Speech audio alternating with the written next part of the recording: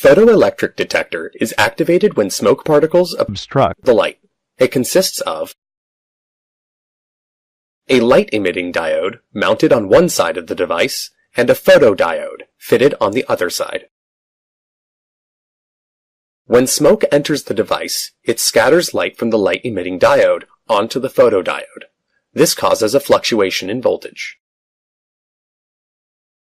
This fluctuation in voltage interrupts the light beam and activates the alarm.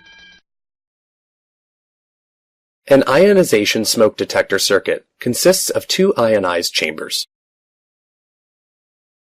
They are closed chamber and open chamber. Closed chamber is sealed and open chamber is perforated. A voltage of 220 volts DC is supplied between them. The supply voltage across two chambers is divided.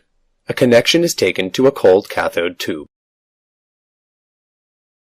The atmosphere in both the chambers is ionized by radioactive material such as radium. Under normal conditions, movement of ions results in the flow of a small current.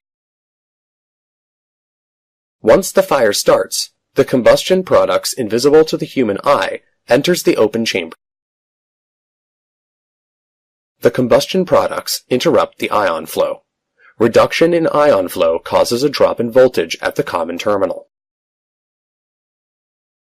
The voltage reduction causes the cold cathode tube to fire at a predetermined voltage level.